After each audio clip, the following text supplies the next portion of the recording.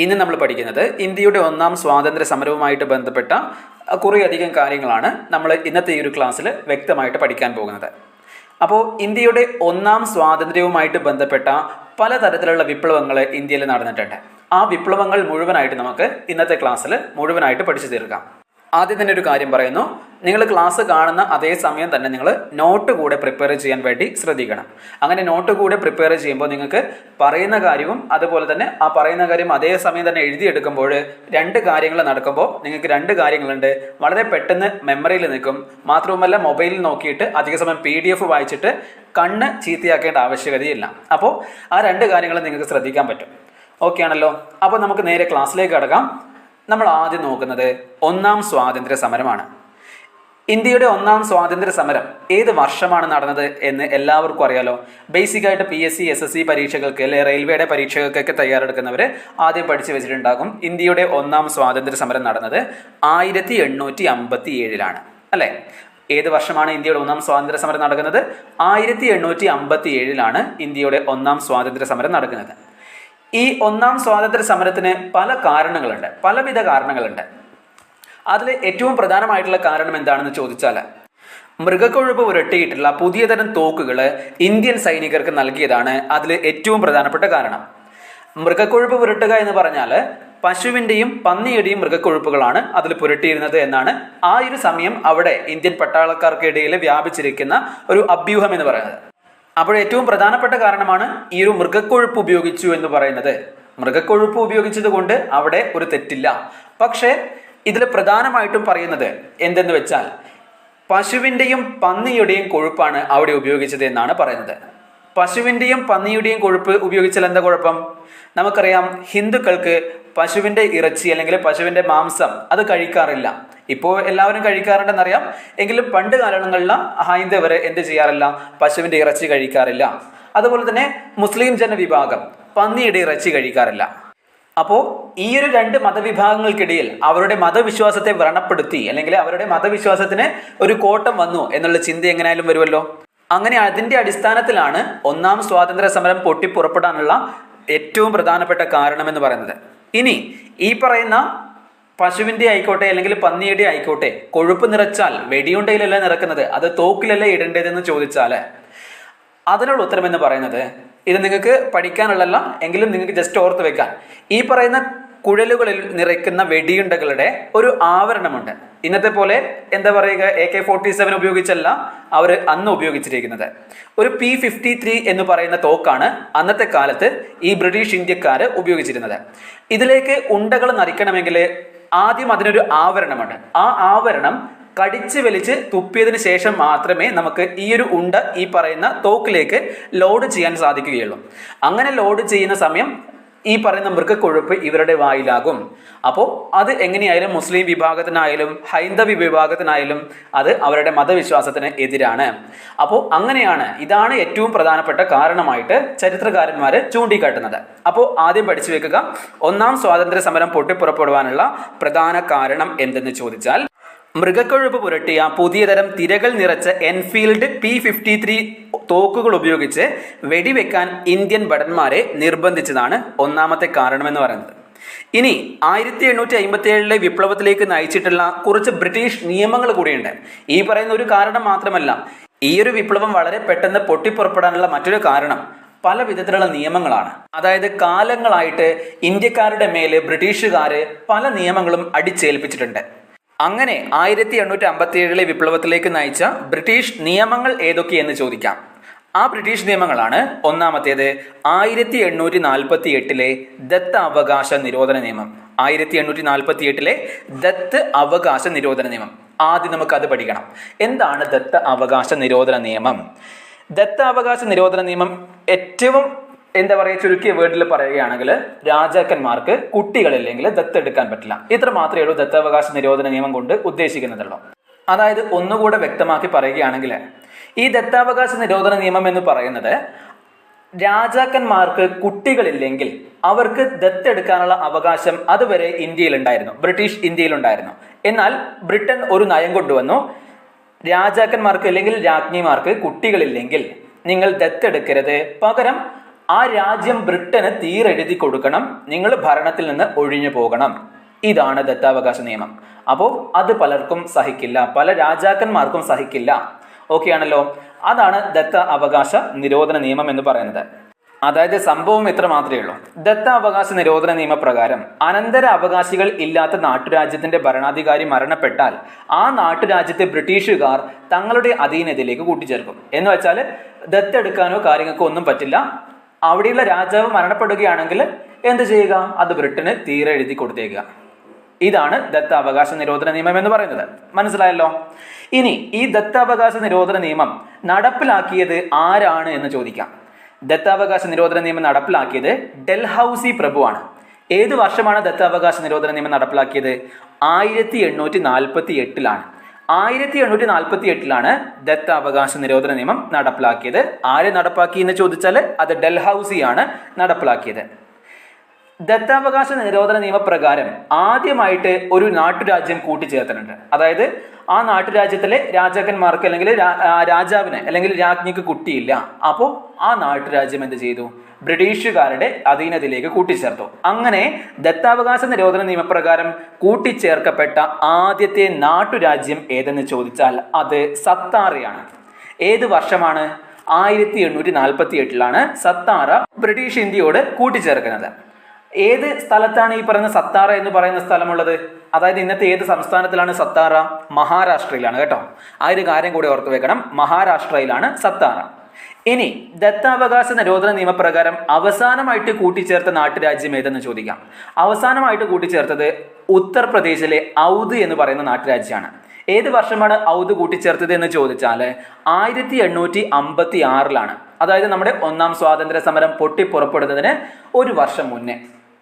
1857 ഒന്നാം സ്വാതന്ത്ര്യ സമരം പൊട്ടിപ്പുറപ്പെടുന്നത്. അപ്പോൾ 1856 എന്ത് കൂട്ടിച്ചേർത്തു? ഔദ് എന്ന് പറയുന്ന നാട്ടുരാജ്യം കൂടെ, ഉത്തർപ്രദേശിലെ ഔദ് എന്ന നാട്ടുരാജ്യം കൂടെ കൂട്ടിച്ചേർത്തു. ഔദ് ബ്രിട്ടീഷ് അധീനതയിലേക്ക് കൂട്ടിച്ചേർക്കുമ്പോൾ ഔദിലെ നവാബ് എന്ന് പറയുന്നത് വാജിദ് അലി ഷായാണ്. അപ്പോൾ നിങ്ങളോട് ചോദിക്കാം, ഔദ് ബ്രിട്ടീഷ് അധീനതയിലേക്ക് കൂട്ടിച്ചേർക്കുമ്പോൾ ഔദിലെ നവാബ് ആരായിരുന്നു എന്ന് ചോദിക്കാം. അത് വാജിദ് അലി ഷാ. ഓക്കെ ആണല്ലോ. ദത്താവകാശ നിരോധന നിയമം നടപ്പാക്കുക മാത്രമല്ല അത് പിൻവലിക്കുകയും ചെയ്തിട്ടുണ്ട്. അത് ഏത് വർഷമാണെന്ന് ചോദിക്കാം. ദത്താവകാശ നിരോധന നിയമം പിൻവലിച്ചത് 1859. ഏത് വ്യക്തിയാണെന്ന് ചോദിക്കാം. അതായത് ദത്താവകാശ നിരോധന നിയമം പിൻവലിച്ചത് ആരാണ് എന്ന് ചോദിക്കാം. അത് കാനിങ് പ്രഭുവാണ്. 1859 ദത്താവകാശ നിരോധന നിയമം പിൻവലിച്ചത് കാനിങ് പ്രഭുവാണ്. ദത്താവകാശ നിരോധന നിയമം പിൻവലിച്ച വർഷം ചോദിക്കുകയാണെങ്കിൽ 1859. ഓക്കെ ആണല്ലോ. ഇനി ഏറ്റവും അവസാനമായിട്ട് ദത്താവകാശ നിരോധന നിയമപ്രകാരം കൂട്ടിച്ചേർക്കപ്പെട്ട നാട്ടുരാജ്യങ്ങൾ ഏതൊക്കെയെന്ന് ചോദിക്കാം. നമ്മൾ പഠിച്ചിട്ടുണ്ട്. ആദ്യം 1848 സത്താറ കൂട്ടിച്ചേർത്തിട്ടുണ്ട്. അത് മഹാരാഷ്ട്രയിലാണ്. അവസാനമായിട്ട് ഉത്തർപ്രദേശിലെ ഔദ് കൂട്ടിച്ചേർത്തിട്ടുണ്ട്. അത് 1856 പഠിച്ചിട്ടുണ്ട്. പക്ഷേ ഏതൊക്കെ നാട്ടുരാജ്യങ്ങൾ പ്രധാനമായിട്ടും കൂട്ടിച്ചേർത്തിട്ടുണ്ട് എന്ന് ചോദിക്കാം. ചിലപ്പോൾ നിങ്ങളോട് ചോദിക്കാം, താഴെ തന്നിരിക്കുന്നവയിൽ ബ്രിട്ടീഷ് സാമ്രാജ്യത്തോട് അല്ലെങ്കിൽ ബ്രിട്ടീഷ് ഇന്ത്യയോട് കൂട്ടിച്ചേർക്കപ്പെടാത്ത നാട്ടുരാജ്യം ഏതെന്ന് ചോദിക്കാം. ദത്താവകാശ നിരോധന നിയമപ്രകാരം കൂട്ടിച്ചേർക്കപ്പെടാത്ത നാട്ടുരാജ്യം ഏതെന്ന് ചോദിക്കാം. അപ്പോൾ നിങ്ങൾക്ക് ആദ്യം അറിഞ്ഞിരിക്കണം ഏതൊക്കെ നാട്ടുരാജ്യങ്ങളെ കൂട്ടിച്ചേർത്തിട്ടുണ്ട് എന്നുള്ള കാര്യം നിങ്ങൾ ആദ്യം പഠിച്ചു വെക്കണ്ടേ. അപ്പോൾ ഏതൊക്കെ നാട്ടുരാജ്യങ്ങളാണെന്ന് വെച്ചാൽ ജയ്പൂർ, സാമ്പൽപൂർ, ഉദയ്പൂർ, നാഗ്പൂർ, ഝാൻസി. ഇത്രയും നാട്ടുരാജ്യങ്ങളാണ് വളരെ പ്രധാനമായിട്ടും ബ്രിട്ടീഷ് സാമ്രാജ്യത്തോട് കൂട്ടിച്ചേർക്കപ്പെട്ടത്. ഏതൊക്കെയാണ്? 1 ജയ്പൂർ, 2 സാമ്പൽപൂർ, 3 ഉദയ്പൂർ, 4 നാഗ്പൂർ, 5 ഝാൻസി. ഓക്കെ ആണല്ലോ. ഇത്രയും കാര്യങ്ങൾ വ്യക്തമായല്ലോ. ഇനി ഇതിന്റെ കൂടെ തന്നെ നമ്മൾ കണക്ട് ചെയ്ത് വെക്കേണ്ട ഒരു കാര്യം കൂടിയുണ്ട്. എന്താണത്? കിട്ടൂർ കലാപം. അടിവരായിട്ട് എഴുതി വെച്ചോളൂ. കിട്ടൂർ കലാപം. എന്താ കിട്ടൂർ കലാപം എന്ന് വെച്ചാൽ 1824 കർണാടകയിലെ കിട്ടൂർ എന്ന നാട്ടുരാജ്യം പിടിച്ചെടുക്കാനായിട്ട് ബ്രിട്ടീഷുകാർ അനൗദ്യോഗികമായിട്ട് ഒരു നിയമം ഉപയോഗിച്ചു. അതായത് അന്ന് ഈ പറയുന്ന ദത്താവകാശ നിരോധന നിയമമില്ല. എന്നാൽ 1824 കിട്ടൂർ എന്ന നാട്ടുരാജ്യത്ത് പിടിച്ചെടുക്കുവാനായി ബ്രിട്ടീഷുകാർ അനൗദ്യോഗികമായിട്ട് ഉപയോഗിച്ച നിയമമാണ് ദത്താവകാശ നിരോധന നിയമം. ഈ പറയുന്ന കിട്ടൂർ കലാപം നയിച്ചത് കിട്ടൂർ ചിന്നമ്മയും രായപ്പനുമാണ്. ആരൊക്കെയാണ്? കിട്ടൂർ റാണി ചിന്നമ്മ അല്ലെങ്കിൽ കിട്ടൂർ ചിന്നമ്മ, ഒപ്പം തന്നെ രായപ്പ. രാജപ്പനല്ല, രായപ്പ. ഓക്കെ ആണല്ലോ. ആ ഒരു കാര്യം കൂടെ നിങ്ങൾ ഒന്ന് ഓർത്ത് വെക്കുക. അപ്പോൾ നമ്മൾ ആദ്യം പറഞ്ഞു വന്നത് എന്തായിരുന്നു? 1857 ഒന്നാം സ്വാതന്ത്ര്യ സമരത്തിലേക്ക് അല്ലെങ്കിൽ വിപ്ലവത്തിലേക്ക് നയിച്ച ബ്രിട്ടീഷ് നിയമങ്ങളായിരുന്നു നമ്മൾ പഠിച്ചുകൊണ്ടിരിക്കുന്നത്. അപ്പോഴായിരുന്നു നമ്മൾ എങ്ങോട്ടേക്ക് വ്യതിചലിച്ചത്? 1848 ദത്താവകാശ നിരോധന നിയമത്തിലേക്ക് വ്യതിചലിച്ചത്. അപ്പോൾ ഒന്നാമത്തെ നിയമം നിങ്ങൾ പഠിച്ചല്ലോ. എന്താണ്? 1848 ദത്താവകാശ നിരോധന നിയമമാണ്. ഇനി രണ്ടാമത്തെ കാരണം എന്താ? 1850 റിലീജിയസ് ഡിസബിലിറ്റീസ് നിയമമാണ്. രണ്ടാമത്തെ നിയമം എന്ന് പറയുന്നത് 1850 റിലീജിയസ് ഡിസബിലിറ്റി നിയമം. മൂന്നാമത്തെ നിയമം എന്ന് പറയുന്നത് 1854 പോസ്റ്റ് ഓഫീസ് നിയമമാണ്. 1854 പോസ്റ്റ് ഓഫീസ് നിയമം. ഇനി നാലാമത്തെ നിയമം എന്ന് പറയുന്നത് 1856 രണ്ട് നിയമങ്ങളുണ്ട്. ഒന്ന് എന്ന് പറയുന്നത് 1856 ഹിന്ദു വിധവ പുനർവിവാഹ നിയമം. രണ്ട് എന്ന് പറയുന്നത് 1856 ജനറൽ സർവീസ് എൻലിസ്റ്റ്മെന്റ് നിയമം. ഓക്കെ ആണല്ലോ. അപ്പോൾ ഏതൊക്കെ നിയമങ്ങളാണ്? ഒന്ന് 1848 ദത്താവകാശ നിരോധന നിയമം, രണ്ട് 1850 റിലീജിയസ് ഡിസബിലിറ്റീസ് നിയമം, മൂന്ന് 1854 പോസ്റ്റ് ഓഫീസ് നിയമം, നാല് 1856 ഹിന്ദു വിധവ പുനർവിവാഹ നിയമം, അഞ്ച് 1856 ജനറൽ സർവീസ് എൻലിസ്റ്റ്മെന്റ് നിയമം. ഓക്കെ ആണല്ലോ. ഇത്രയും കാര്യങ്ങൾ നിങ്ങൾക്ക് വ്യക്തമായിട്ട് മനസ്സിലായെന്ന് വിചാരിക്കുന്നു. ഇനി അടുത്തതായിട്ട് നമ്മൾ ഇത്രയും കാര്യങ്ങൾ പഠിച്ചല്ലോ. ഇനി ഈ പറയുന്ന ഒന്നാം സ്വാതന്ത്ര്യ സമരം പൊട്ടിപ്പുറപ്പെട്ടത് ഏത് തീയതിയിലാണെന്ന് ചോദിക്കാം. വ്യക്തമായിട്ടുള്ള ഡേറ്റ് ചോദിക്കാം. ഒന്നാം സ്വാതന്ത്ര്യ സമരം ആരംഭിച്ചത് എല്ലാവർക്കും അറിയാം 1857 എല്ലാവർക്കും അറിയാം. പക്ഷേ വ്യക്തമായിട്ടുള്ള ഒരു ഡേറ്റ് ഉണ്ട് അതിന്. 1857 മെയ് മാസം 10 ഒന്നാം സ്വാതന്ത്ര്യ സമരം പൊട്ടിപ്പുറപ്പെട്ടത്. എപ്പോഴാണ്? 1857 മെയ് മാസം 10. ഈ പറയുന്ന 1857 കലാപം പൊട്ടിപ്പുറപ്പെടുന്നത് എവിടെയാണെന്ന് ചോദിച്ചാൽ ഉത്തർപ്രദേശിലെ മീററ്റിലാണ്. 1857 കലാപം പൊട്ടിപ്പുറപ്പെട്ട സ്ഥലം ചോദിക്കുകയാണെങ്കിൽ അത് ഉത്തർപ്രദേശിലെ മീററ്റിലാണ്. ഓക്കെ ആണല്ലോ. ഇനി ഒന്നാം സ്വാതന്ത്ര്യ സമരത്തിന്റെ ആദ്യത്തെ തീപ്പൊരി ഉണ്ടായത് അല്ലെങ്കിൽ ആദ്യത്തെ വെടിവെപ്പ് ഉണ്ടായത് എവിടെയെന്ന് ചോദിക്കാം. അത് ഉത്തർപ്രദേശ് അല്ല കേട്ടോ, അത് പശ്ചിമ ബംഗാളിലാണ്. പശ്ചിമ ബംഗാളിലെ ബാരക്പൂർ എന്ന് പറയുന്ന സ്ഥലത്താണ് ഈ പറയുന്ന ആദ്യത്തെ വെടിവെപ്പ് ഉണ്ടാകുന്നത്. ഈ വെടിവെപ്പാണ് നാട് നീളെ കലാപത്തിലേക്ക് നയിക്കുന്നത്. ഇനി എന്താണ് ഈ വെടിവെപ്പ്, എന്തിനാണ് വെടിവെച്ചത് എന്നുള്ള കാര്യങ്ങളൊക്കെ നമുക്ക് പഠിക്കാമല്ലോ. അപ്പോൾ ആ വെടിവെപ്പിനെ കുറിച്ച് പഠിക്കുമ്പോൾ നമ്മൾ അറിഞ്ഞിരിക്കേണ്ട ഒരു വ്യക്തിയാണ് മംഗൾ പാണ്ഡെ എന്ന് പറയുന്ന ബ്രിട്ടീഷ് ഇന്ത്യൻ സൈനികൻ. എന്ന് വെച്ചാൽ ഇന്ത്യക്കാരനായിട്ടുള്ള വ്യക്തിയാണ്, പക്ഷെ ബ്രിട്ടീഷ് ആർമിയിലാണ് വർക്ക് ചെയ്തിരുന്നത്. അപ്പോൾ ഞാൻ നേരത്തെ പറഞ്ഞിട്ടുണ്ട്, ഈ പറയുന്ന മൃഗക്കൊഴുപ്പ് പുരട്ടിയിട്ടുള്ള ഉണ്ടകളാണ് എന്തിന് കാരണം? 1857 കലാപത്തിന് കാരണമെന്ന് പറഞ്ഞു. അപ്പോൾ അത് പൊട്ടിപ്പുറപ്പെടുന്നത് എവിടെ നിന്നാണ്? ഈ പറയുന്ന ആദ്യത്തെ തീപ്പൊരി ഉണ്ടായത് എവിടെ നിന്നാണ് പറഞ്ഞത്? അത് പശ്ചിമ ബംഗാളിലെ ബാരക്പൂരിലാണ്. അപ്പോൾ സ്ഥലം എന്ന് പറയുന്നത് പശ്ചിമ ബംഗാളിലെ ബാരക്പൂരാണ്. അപ്പോൾ പശ്ചിമ ബംഗാളിലെ ബാരക്പൂരിലുള്ള ഒരു സൈനിക കേന്ദ്രം, ആ ഒരു സൈനിക ക്യാമ്പിലാണ് ഈ ഒരു ആദ്യ വെടിവെപ്പ് നടക്കുന്നത്. എന്തിനാണ് വെടിവെച്ചത് എന്ന് ചോദിച്ചാൽ, ഈ ഒരു വെടിയുണ്ട തോക്കിലേക്ക് നിറക്കാൻ ബ്രിട്ടീഷ് പട്ടാളക്കാർ ആരെ നിർബന്ധിച്ചു? മംഗൾ പാണ്ഡെ അടക്കമുള്ള ഇന്ത്യൻ പട്ടാളക്കാരെ നിർബന്ധിച്ചു. പക്ഷേ ഇന്ത്യൻ പട്ടാളക്കാർ ആരും തന്നെ അതിന് തയ്യാറായില്ല. അപ്പോൾ അവരെ ഫോഴ്സ് ചെയ്തിട്ട് അല്ലെങ്കിൽ നറുക്കണമെന്നുള്ള ഉത്തരവ് വീണ്ടും പുറപ്പെടുവിച്ചപ്പോൾ ആ ഉണ്ട എല്ലാവരും നിറയ്ക്കുകയാണ്. പക്ഷേ അതിൽ ഒരു വ്യക്തി, അതാണ് മംഗൾ പാണ്ഡെ, അതിലൊരു വ്യക്തി അതാണ് മംഗൾ പാണ്ഡെ. മംഗൾ പാണ്ഡെ എന്ത് ചെയ്തു? നിറച്ച ഉണ്ട നേരെ ആരാണോ ഇതിന് ആഹ്വാനം ചെയ്തത്, അതായത് ഉണ്ട നിറയ്ക്കുവാൻ ആരാണോ ആഹ്വാനം ചെയ്തത്, ആ പട്ടാളക്കാരന് നേരെ, ആ ബ്രിട്ടീഷ് പട്ടാളക്കാരന് നേരെ വെടിവെക്കുകയാണ്. അങ്ങനെയാണ് ഈ ഒരു ഒന്നാം സ്വാതന്ത്ര്യ സമരം പൊട്ടിപ്പുറപ്പെടുന്നത്. അപ്പോൾ നിങ്ങൾക്ക് കാര്യം ഏകദേശം മനസ്സിലായല്ലോ. ചോദ്യം രണ്ട് തരത്തിൽ ചോദിക്കാം. ഒന്നാം സ്വാതന്ത്ര്യ സമരത്തിന്റെ ആദ്യത്തെ തീപ്പൊരി ഉണ്ടായത് എവിടെ എന്ന് ചോദിച്ചാലും, അതുപോലെ തന്നെ 1857 വിപ്ലവത്തിൽ മംഗൾ പാണ്ഡെയുടെ നേതൃത്വത്തിൽ ആദ്യത്തെ വെടിവെപ്പ് നടന്നത് എവിടെയാണെന്ന് ചോദിച്ചാലും അതിന് ഒറ്റ ഉത്തരമേ ഉള്ളൂ, പശ്ചിമ ബംഗാളിലെ ബാരക്പൂർ. എന്നാൽ നിങ്ങളോട് ചോദിക്കുവാണ് 1857 കലാപം പൊട്ടിപ്പുറപ്പെട്ട സ്ഥലം ഏതെന്ന് ചോദിച്ചാൽ അത് ഉത്തർപ്രദേശിലെ മീററ്റാണ്. അപ്പോൾ സ്വാഭാവികമായിട്ട് നിങ്ങൾക്ക് ഒരു സംശയം വരാം, വെടിവെച്ച ദിവസം തന്നെയല്ലേ വിപ്ലവം ആരംഭിച്ചത്? അല്ല, അന്ന് ഒരു വെടിവെപ്പ് മാത്രമേ നടന്നിട്ടുള്ളൂ. അതായത് 1857 മാർച്ച് 29 മംഗൾ പാണ്ഡെ ഈ പറയുന്ന ബ്രിട്ടീഷ് പട്ടാളക്കാരന് നേരെ വെടിവെക്കുന്നത്. ആ ഡേറ്റ് ഒന്ന് ഓർത്ത് വെക്കണം. 1857 മാർച്ച് 29. 1857 മാർച്ച് 29 മംഗൾ പാണ്ഡെ അഡ്ജുട്ടനന്റ് ബോഗ്, എന്താ പേര് അദ്ദേഹത്തിന്റെ, അഡ്ജുട്ടനന്റ് പദവി വഹിക്കുന്ന ബോഗ് എന്ന് പറയുന്ന പട്ടാളക്കാരൻ, അതാണ് അഡ്ജുട്ടനന്റ് ബോഗ് എന്ന് പട്ടാളക്കാരന് നേരെ വെടിവെക്കുന്നത്. ആ വെടിവെപ്പ് നടന്നത് എപ്പോഴാണെന്ന് ചോദിച്ചാൽ 1857 മാർച്ച് 29. അപ്പോൾ പണ്ട് കാലത്ത് ഈ 1857 കാലത്ത് ഒന്നും തന്നെ നമ്മുടെ ഇന്നത്തെ പോലെ സോഷ്യൽ മീഡിയയോ അല്ലെങ്കിൽ മറ്റ് പത്രമാധ്യമങ്ങളോ അത്ര വിപുലമായിട്ടൊന്നുമില്ല. അപ്പോൾ ഈ ഒരു വിവരങ്ങൾ പുറം നാടുകളിൽ, അതായത് സമീപ പ്രദേശങ്ങളിലേക്ക് വ്യാപിക്കണമെങ്കിൽ കുറച്ച് സമയമെടുക്കും. അപ്പോൾ ഈ ഒരു കാര്യമൊക്കെ പുറം നാട്ടുകാർ, അതായത് ഇന്ത്യയിലെ മറ്റ് നാട്ടുരാജ്യങ്ങളിലെ രാജാക്കന്മാരും ഒക്കെ അറിഞ്ഞ സമയമാണ് എന്ത് ചെയ്യുന്നത്, ഈ ഒരു മീററ്റിൽ, അതായത് ഉത്തർപ്രദേശിലെ മീററ്റിലെ കലാപം പൊട്ടിപ്പുറപ്പെടുന്നത്. അപ്പോൾ പഠിക്കേണ്ട പ്രധാനപ്പെട്ട 3 ചോദ്യങ്ങൾ: 1857 കലാപം പൊട്ടിപ്പുറപ്പെട്ട സ്ഥലം മീററ്റ്, ഉത്തർപ്രദേശ് ആണെന്ന് പഠിക്കണം. ഒന്നാം സ്വാതന്ത്ര്യ സമരം ആരംഭിച്ചത് 1857 മെയ് 10 ആണെന്ന് പഠിക്കണം. അതുപോലെ തന്നെ ഒന്നാം സ്വാതന്ത്ര്യ സമരത്തിന്റെ ആദ്യത്തെ തീപ്പൊരി ഉണ്ടായത്, അല്ലെങ്കിൽ 1857 വിപ്ലവത്തിൽ മംഗൾ പാണ്ഡെയുടെ നേതൃത്വത്തിൽ ആദ്യത്തെ വെടിവെപ്പ് ഉണ്ടായത് പശ്ചിമ ബംഗാളിലെ ബാരക്പൂരിലാണെന്ന് പഠിക്കണം. അതുപോലെ തന്നെ ആ പശ്ചിമ ബംഗാളിലെ ബാരക്പൂരിൽ വെടിവെപ്പ് നടന്ന തീയതി എപ്പോഴാണെന്നുള്ള കാര്യം ഓർത്തു വെക്കണം. 1857 മാർച്ച് മാസം 29. ഓക്കെ ആണല്ലോ. അപ്പോൾ ഒന്നാം സ്വാതന്ത്ര്യ സമരത്തിലെ ആദ്യത്തെ രക്തസാക്ഷിയാണ് ഈ പറയുന്ന മംഗൾ പാണ്ഡെ എന്നുള്ള കാര്യം കൂടെ നിങ്ങൾക്ക് അറിയോ? അതും കൂടെ നിങ്ങൾ പഠിച്ചു വെക്കുക.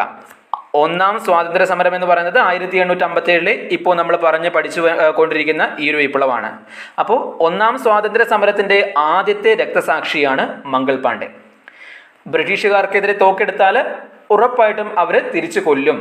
അപ്പോൾ ആ ഒരു കാര്യം കൂടെ നിങ്ങൾ അറിഞ്ഞു വെച്ചാൽ നിങ്ങൾക്ക് സംഭവം ഓക്കെ ആയല്ലോ. കാരണം മംഗൾ പാണ്ഡെയാണ് ആദ്യം വെടിയുതിർത്തത്, അതുകൊണ്ട് തന്നെ അദ്ദേഹത്തെ എന്ത് ചെയ്തു, അദ്ദേഹത്തെ തൂക്കിക്കൊല്ലുകയാണ് ചെയ്യുന്നത്.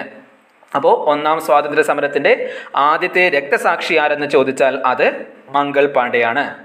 ഇനി മംഗൾ പാണ്ഡെ ഉൾപ്പെടുന്ന സൈനിക വിഭാഗം അല്ലെങ്കിൽ ഏത് ഇൻഫൻട്രിയിലാണ്, ഏത് റെജിമെന്റിലാണ് മംഗൾ പാണ്ഡെ വർക്ക് ചെയ്തത് എന്ന് ചോദിക്കാം. അത് 34ാം ബംഗാൾ നേറ്റീവ് ഇൻഫൻട്രി ആണ്, അഥവാ മലയാളത്തില് 34ാം തദ്ദേശീയ കാലാൾപ്പട.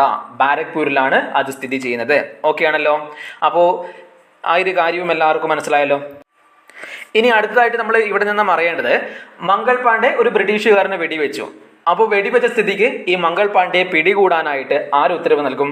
ബ്രിട്ടീഷുകാർ ഉത്തരവ് നൽകും. അങ്ങനെ ചോദ്യം ഇതാണ്: അഡ്ജുട്ടനന്റ് ബോഗിനെ വധിക്കുവാൻ ശ്രമിച്ചതിന്റെ പേരിൽ മംഗൾ പാണ്ഡെയെ അറസ്റ്റ് ചെയ്യുവാൻ ഉത്തരവ് നൽകിയത് ആരാണ് എന്ന് ചോദിക്കാം. അഡ്ജുട്ടനന്റ് ബോഗിനെ വധിക്കാൻ ശ്രമിച്ചതിന്റെ പേരിൽ മംഗൾ പാണ്ഡെയെ അറസ്റ്റ് ചെയ്യുവാൻ ഉത്തരവ് നൽകിയത് ജോൺ ഹെയ്സി ആണ്. ആരാണ്? ജോൺ ഹെയ്സി എന്ന് പറയുന്ന പട്ടാളക്കാരനാണ്, അല്ലെങ്കിൽ ജോൺ ഹെയ്സി ആണ് ഈ പറയുന്ന ഉത്തരവ് പുറപ്പെടുവിക്കുന്നത്. ഓക്കെ ആണല്ലോ. ഈ ജോൺ ഹെയ്സിയുടെ ഉത്തരവ് ലംഘിച്ചതിന്റെ പേരിൽ നമ്മുടെ ഒരു ഇന്ത്യക്കാരനായിട്ടുള്ള പട്ടാളക്കാരനെ അവര് തൂക്കിക്കൊല്ലുന്നുണ്ട്. ജോൺ ഹെയ്സിയുടെ ഉത്തരവ് ലംഘിച്ചതിന്റെ പേരിൽ ബ്രിട്ടീഷുകാർ തൂക്കിലേറ്റിയ വ്യക്തിയാണ് ജമേദാർ ഈശ്വരി പ്രസാദ്. ജമേദാർ ഈശ്വരി പ്രസാദ്. ഓക്കെ, ജമേദാർ ഈശ്വരി പ്രസാദിനെ എന്തിനാ തൂക്കിലേറ്റത്? ഈ പറയുന്ന ജോൺ ഹെയ്സിയുടെ ഉത്തരവ്. എന്താ ഉത്തരവ്? മംഗൾ പാണ്ഡെയെ പിടികൂടാനുള്ള ഉത്തരവ് ആര് നടപ്പാക്കിയില്ല? ജമേദാർ ഈശ്വരി പ്രസാദ് നടപ്പാക്കിയില്ല. അതിന്റെ പേരിൽ ജമേദാർ ഈശ്വരി പ്രസാദിനെ 1857 ഏപ്രിൽ മാസം 21 തൂക്കിക്കൊല്ലുകയാണ്. ഇനി ഈ ഒരു മംഗൾ പാണ്ഡെയുമായിട്ട് ബന്ധപ്പെട്ട് നിങ്ങൾ പഠിക്കേണ്ട മറ്റൊരു ചോദ്യം ഇതാണ്: ഇന്ത്യ ഗവൺമെന്റ് മംഗൾ പാണ്ഡെയെ ആദരിച്ചുകൊണ്ട് എപ്പോഴാണ് സ്റ്റാമ്പ് പുറത്തിറക്കിയത് എന്ന് ചോദിക്കാം. എത്ര പൈസയുടെ സ്റ്റാമ്പാണ് പുറത്തിറക്കിയത് എന്ന് ചോദിക്കാം. അത് 50 പൈസയുടെ സ്റ്റാമ്പാണ് പുറത്തിറക്കിയത്. പുറത്തിറക്കിയ വർഷം 1984. 1984 ഇന്ത്യ ഗവൺമെന്റ് മംഗൾ പാണ്ഡെയുടെ 50 പൈസ വില വരുന്ന സ്റ്റാമ്പ് പുറത്തിറക്കിയിട്ടുണ്ട്. അപ്പോൾ ആ ഒരു കാര്യം കൂടെ ഇതിന്റെ കൂടെ കണക്ട് ചെയ്ത് വെക്കുക. ഓക്കെ ആണല്ലോ. അപ്പോൾ ഇത്രയും കാര്യങ്ങൾ നിങ്ങൾക്ക് വ്യക്തമായല്ലോ. ഇനി നമ്മൾ പഠിക്കേണ്ടത് ഈ പറയുന്ന വിപ്ലവത്തിന്റെ തുടർ ചലനങ്ങളാണ്. ഇനി നമ്മൾ കൂടുതലായിട്ട് പഠിക്കുന്നത് ഈ വിപ്ലവം പൊട്ടിപ്പുറപ്പെട്ടതുമായിട്ട് ബന്ധപ്പെട്ട്, അതായത് മംഗൾ പാണ്ഡെയെ തൂക്കിലേറ്റ് ഈ പറയുന്ന വിപ്ലവമൊക്കെ പൊട്ടിപ്പുറപ്പെട്ടതിന് ശേഷമുള്ള കാര്യങ്ങളാണ്. അടുത്തതായിട്ട് നിങ്ങൾ ഇമ്പോർട്ടൻ്റ് ആയിട്ട് നോട്ട് ചെയ്തു വെക്കേണ്ട മറ്റൊരു ചോദ്യം ഇതാണ്: 1857 വിപ്ലവത്തിലെ കലാപകാരികളുടെ രഹസ്യ മുദ്ര എന്താണെന്ന് ചോദിക്കാം. 1857 വിപ്ലവത്തിലെ കലാപകാരികളുടെ രഹസ്യ മുദ്രയാണ് ചപ്പാത്തിയും ചുവന്ന താമരയും. എന്താണ്? ചപ്പാത്തിയും ചുവന്ന താമരയുമാണ് എന്തെന്ന് പറയുന്നത് 1857 വിപ്ലവത്തിലെ കലാപകാരികളുടെ രഹസ്യമുദ്ര എന്ന് പറയുന്നത്. അതുകൊണ്ട് തന്നെ ഈ ഒരു വിപ്ലവം അറിയപ്പെടുന്ന മറ്റൊരു പേരാണ് ചപ്പാത്തി വിപ്ലവം. എന്താണ്? ചപ്പാത്തി വിപ്ലവം. ചപ്പാത്തി വിപ്ലവം എന്നറിയപ്പെടുന്നത് ഏത് വിപ്ലവമാണെന്ന് ചോദിക്കാം. അത് 1857 ഒന്നാം സ്വാതന്ത്ര്യ സമരമാണ്. ഇനി അതിൻ്റെ കൂടെ തന്നെ പഠിച്ചു വെക്കേണ്ട മറ്റു 2 ചോദ്യങ്ങൾ കൂടെ ഞാൻ പറയാം. വിപ്ലവകാരികൾ ആദ്യം പിടിച്ചെടുത്ത പ്രദേശം ഏതെന്ന് ചോദിക്കാം. 1857 വിപ്ലവത്തിൽ വിപ്ലവകാരികൾ ആദ്യം പിടിച്ചെടുത്ത പ്രദേശമാണ് ഡൽഹി. 1857 മെയ് 12 വിപ്ലവകാരികൾ ഡൽഹി കീഴടക്കുന്നത്. ഓക്കെ ആണല്ലോ.